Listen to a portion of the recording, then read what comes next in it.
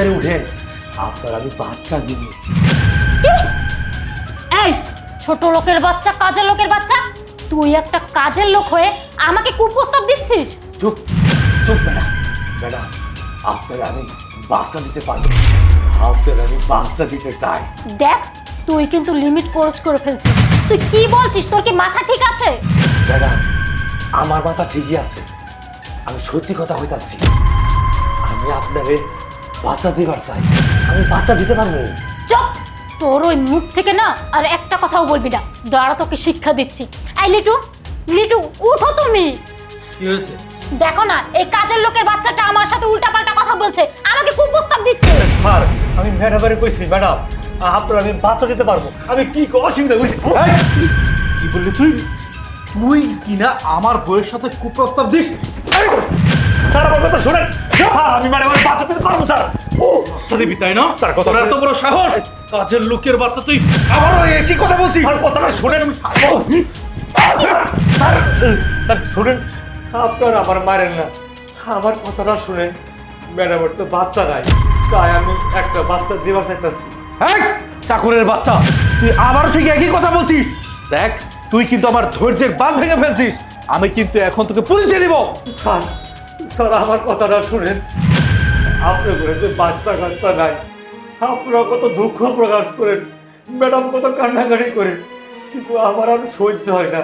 কিন্তু ম্যাডাম আর আপনি তো আমার ছেলেরে আমারে কত সাহায্য করছেন জানেন স্যার।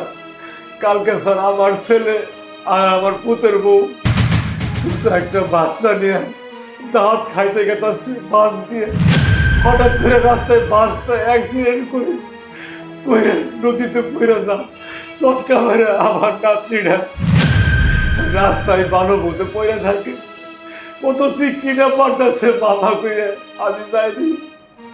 আমার ছেলে আমার পুত্র উঠে পড়ে গেছে, খালি আমার মাসুম নাতনিটা পয়সা আছে স্যার, মাসুম নাতনিটা খালি সারায় ধরে কাঁদে, বাবা করে চিকির মারে, কোনো কিছু দিলেও খায় না। সারা রাত খবর আমি আর ঘুমাইতে পারি নাই স্যার। অন্ধে স্যার নাতনটারে দরজা আটকাই দিয়ে আমি কামড়াইছি, কিন্তু স্যার আমি জানি যে আপনার ঘরে ঘরে কোনো সন্তান নাই, আপনি খুব কষ্ট আছেন, তাই চিন্তা করছি যে যদি এই মাসুদ নাতনিটারে ম্যাডামের কোলে দিলে ম্যাডাম খুব খুশি হব।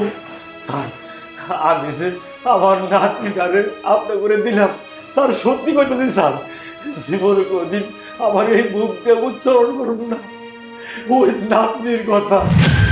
আপনারা খুশি থাকবেন, আমার নাতনিটাও সুখে থাকবো।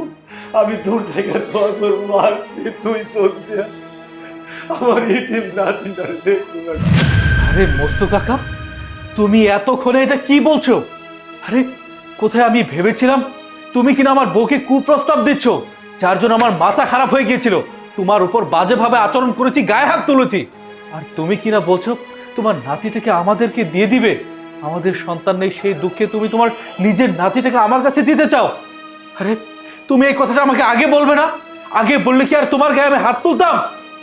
মস্তু কাকা, আমি অনেক বড় ভুল করে ফেলেছি, প্লিজ তুমি আমাকে মাফ করে দাও। সত্যি তো তুমি আমার এত বড় উপকার করতে চেয়েছো, কোথায় আমরা দুইজনে মিলে তোমার সাথে খারাপ আচরণ করেছি। আল্লাহ তাআলা তো আমাদেরকে একটা সন্তানও দেয়নি, অনেক আল্লাহর কাছে চেয়েছি, কিন্তু কোনোভাবেই সেটা সম্ভব হচ্ছে না। তুমি নিজের নাতিটাকে আমাদের কাছে দিতে চেয়েছো, এ তো আল্লাহ তো তোমার হাত দিয়ে আমাদের কাছে সন্তান দিচ্ছে, আর আমরা কিনা তোমার সাথে কত বড় খারাপ আচরণ করেছি। মস্তু কাকা, যা হবার হয়ে গিয়েছে। দেখো তুমি যেহেতু তোমার নাতিটাকে আমাদের কাছে দিতেই চাচ্ছ, আমি তোমাকে কথা দিচ্ছি আজকের পর থেকে তোমার নাতি আমার পরিচয় বড় হবে। আমি হব তোমার নাতির বাবা, আর ও হবে মা। আমরা দুইজনের নিজের সন্তানের মতো করে ওকে মানুষ করব। আর দেরি করো না, এখনো কেন দাঁড়িয়ে আছো?